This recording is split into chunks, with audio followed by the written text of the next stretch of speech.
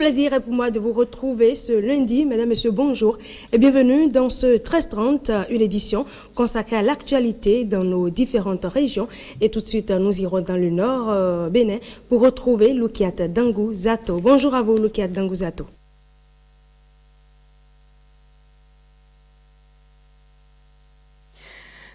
Bonjour et merci de nous recevoir en direct de Parakou.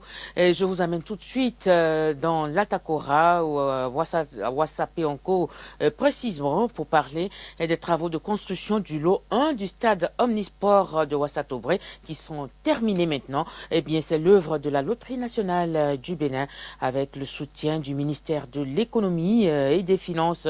La cérémonie inaugurale de cette première phase a eu lieu vendredi dernier. C'était en présence des populations de la localité. Suivez plutôt. Au cœur de ce rendez-vous, la réalisation du lot 1 entièrement achevé, à savoir la clôture du terrain, les guichets et les buts. Et ceci pour permettre à la jeunesse de Ouassa-Tobré de mener des activités sportives dans un cadre adéquat. La pratique des activités sportives ne peut être bénéfique sans un minimum d'infrastructures appropriées. C'est pourquoi la Loterie nationale du Bénin se réjouit de pouvoir mettre à votre disposition un stade omnisport. La réalisation de ce stade contribuera sans nul doute au développement du sport et des activités de jeunesse en général à Ouassa-Tobré. Ce cadre adéquat qui vous est offert pour l'épanouissement de la jeunesse est l'œuvre de la Loterie nationale du Bénin. Je voudrais confier cette infrastructure à la population et surtout aux jeunes afin qu'elle soit entretenue et exploitée à bon escient pour le plus grand bien de Tobré, voire de Ouassa-Peonko. La réalisation de cette infrastructure sportive d'une valeur de 30 millions de francs CFA réjouit bien les populations de Tobré. Le jour où nous avons appris que notre arrondissement devrait bénéficier d'un stade omnisport, ce fut pour nous une joie, une liesse inexplicable. Et cette nouvelle s'est confirmée le jour où on était arrivé pour la remise du site. Je m'en voudrais de ne pas remercier très sincèrement la Loterie nationale du Bénin, le ministère de l'économie et des finances pour tous les efforts consentis afin que notre arrondissement puisse bénéficier d'une infrastructure sportive digne de nom. Le directeur des services généraux de la Loterie nationale du Bénin, Daniel Saïzounou, a promis aux populations que les travaux du lot 2 vont démarrer d'ici peu afin de permettre à la jeunesse de Ouassa-Tobré de disposer d'un stade omnisport digne du nom. Après cette phase protocolaire, les autorités ont procédé à la coupure du ruban. Voilà, de Ouassa-Tobré, mettons le cap sur Ouessé. Et là, nous parlons du lancement officiel du camp médical gratuit. Les populations ont eu droit à des consultations suivies de dons de médicaments au complexe scolaire Ouessé Centre. Voilà, j'y arrive. La Jamaat Islamia Ahmadiyya, à travers l'ONG Humanity First, vise ainsi à améliorer les conditions sanitaires des fils et filles de la localité. Ousmane Baparapé y était et voici son reportage. Les responsables de la Jamaat Islamia Ahmadiyya, conformément aux principes de la communauté, invoquent d'abord Allah pour ses bienfaits puis son assistance dans la réussite de leurs œuvres à l'endroit de ses patients issus de différentes couches sociales. Ici, les consultations sont gratuites. Les affections diagnostiques seront les paludismes, l'effet typhoïde, il y a les cas de goitre, et il y a encore les maladies de hypertension artérielle et malades qui souffrent de maladies diabète aussi on a consulté. Après le diagnostic du médecin, le patient s'oriente ensuite vers la pharmacie pour recevoir gracieusement ses produits. L'initiative est appréciée à divers niveaux. Le bien-être sanitaire des populations de la commune de Ouessé est un objectif primordial pour les autorités communales. La Jamaat Islamique Ahmadiyya du Bénin a plusieurs des hôpitaux, des cliniques, mais le constat est fait que le VC n'a jamais bénéficié des œuvres humanitaire de la Jamaat islamique Ahmadiyya. Voilà qui nous a dépêché de venir ici, d'amener nos médecins de Parakou, organiser un camp médical gratuit, de rester à votre disposition matin au soir pour consulter les malades et les dons de médicaments gratuitement. En plus de la promesse d'une centaine de draps pour le centre de santé communal, le président de la communauté islamique Ahmadiyya du Bénin invite les patients dans les semaines à venir pour des opérations chirurgicales gratuites. Voilà, de OSR, remontons maintenant vers Parakou, où le centre de promotion sociale 1 de la ville a accueilli la cellule des femmes de l'Union des professionnels des médias du Bénin, entendez CEFU Bénin, pour une remise de dons aux personnes indigentes. Et le but de cet acte est d'apporter un soutien aux personnes dans le besoin et d'encourager les actions de solidarité. Actions de solidarité, donc, suivons le reportage de Zinat Mahmoud. Savon, huile, vêtements. Les personnes indigentes de Parakou reçoivent le soutien de la cellule des femmes de l'Union des professionnels des médias, CFU. Nous sommes dans l'enceinte du centre de promotion sociale 1. La mission de la CFU est de faciliter l'échange entre les femmes des médias du Bénin, de veiller au respect de leurs droits, de travailler pour leur épanouissement et pour le renforcement de leurs capacités, tout ceci dans la solidarité. Chers parents et amis, merci d'accepter ce petit geste de la section Borgou CFU et de la coordination. Le représentant de l'Union des professionnels des médias du Bénin, l'UPMB, salue l'initiative et souhaite voir des actions du genre se répéter. La manière de donner vaut mieux que ce que l'on donne. Que ensemble, la CFU et l'UPMB resteront toujours unis. C'est la femme professionnelle des médias qui est célébrée à travers la CFU. L'émotion est grande, difficile de taire ses impressions. Nous louons des actes positifs de ce genre et souhaitons que d'autres associations et unions existant dans la commune et pourquoi pas dans le pays emboîtent le pas de la CFU. Face à des bénéficiaires très émus, la cellule des femmes de l'Union des professionnels des médias s'engage à aller plus loin dans les œuvres humanitaires. Autrement, c'est dire que les femmes des médias sont aussi des femmes de cœur. Et voilà qui met un terme à cette intervention en direct de Parakou. Merci de nous avoir suivis. À très bientôt. Merci également à vous, Loukiat Dangouzato. Et nous allons parler à présent de la 18e Assemblée Générale Ordinaire de la CAME, la centrale d'achat des médicaments essentiels et consommables médicaux qui s'est déroulée ce vendredi à Boycon. Les participants vont à cette occasion procéder au renouvellement des instances dirigeantes de la CAME, ceci conformément au test. On fait le point avec François Zinsou, Gilles Danso.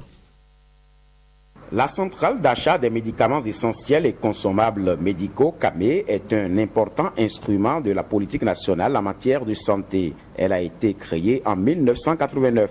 Cette assemblée générale répond parfaitement aux tests qui régissent cette structure. Nous sommes donc à notre rendez-vous annuel, que dis-je? Nous sommes en assemblée générale de l'association CAME, où le comité de gestion, COGES, en place depuis 3 ans, va être remplacé par une autre équipe. Le COGES est l'organe d'administration et de contrôle de la gestion de la CAME et la direction générale qui gère au quotidien, suivant l'aiguillage stratégique et décisionnel du COGES. À ce rendez-vous privilégié, ces 2 organes vont soumettre le bilan de leurs activités et des projets à l'Assemblée générale. Au sortir de cette Assemblée générale, les membres de l'association CAME devront se sentir davantage motivés et confortés dans leur engagement à entretenir la synergie qui existe entre eux et les partenaires de la CAME. Le représentant du ministre de la Santé revient sur quelques missions assignées à la CAME. Approvisionner les formations sanitaires publiques et privées à but non lucratif sur toute l'étendue du territoire national en produits médicaux essentiels. Vous aurez aujourd'hui encore à élire les nouveaux membres le comité de gestion pour le mandat 2016-2019. Comme c'est une élection, la tâche paraît immense. Je ne doute un seul instant que vous serez à la hauteur de cette responsabilité et je suis persuadé que vous franchirez toutes les étapes prévues pour cette Assemblée générale ordinaire et que de vos travaux sortiront des propositions concrètes. La CAME pour une santé à coût social. Avant de retrouver Olive Ousougué du côté de Porto Novo, parlons d'abord du Festival des Arts et Cultures Idacha Fassi qui a été officiellement lancé ce samedi à Glazoué. L'événement vise à la valorisation du patrimoine de l'ère culturelle Idacha.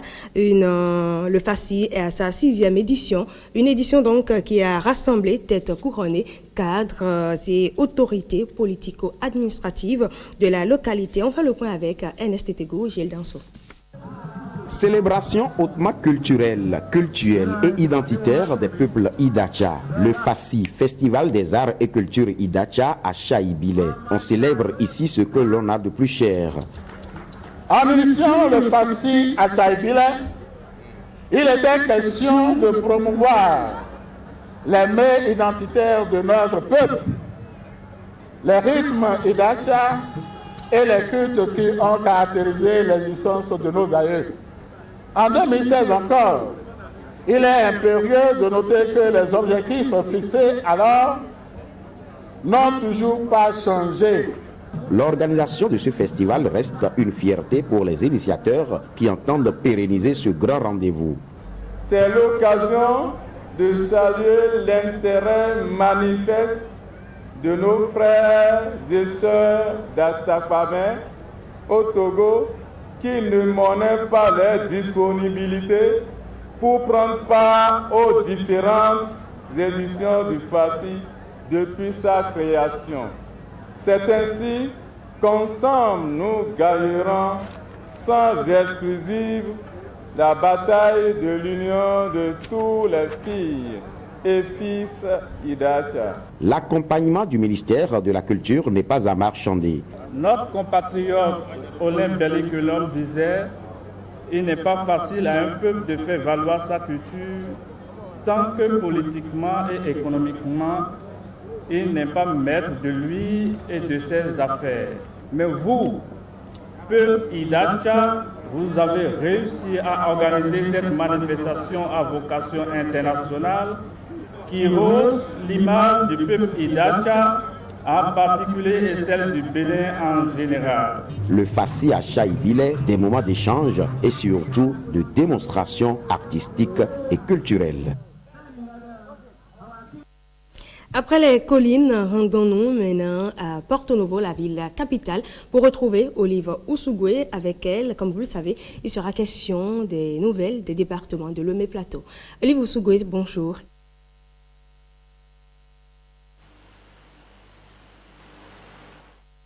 Département de Lomé et du Plateau pour le compte de ce lundi 9 mai 2016.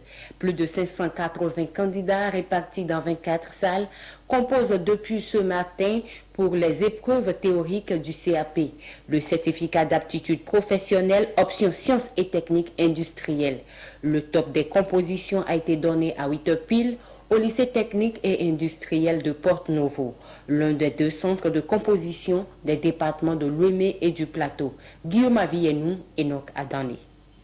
Des candidats au CAP, le certificat d'aptitude professionnelle, option sciences et techniques industrielles, convergent vers le lycée technique et industriel de Porto Novo.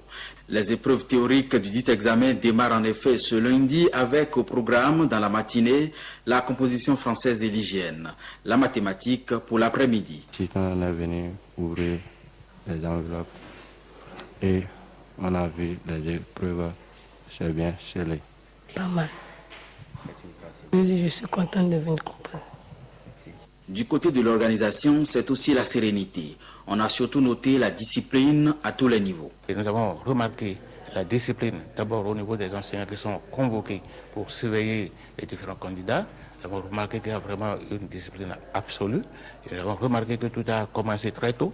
Et au niveau des enfants, nous sommes allés dans les salles, nous les avons vus vraiment assez disciplinés, nous les avons vus vraiment aguerris et prêts à effectivement arracher ce diplôme-là.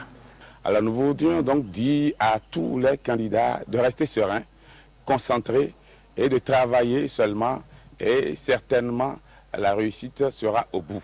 Cette année, 584 candidats répartis dans 24 salles composent dans 9 différentes spécialités dans le centre d'examen du lycée technique et industriel de Porto-Novo.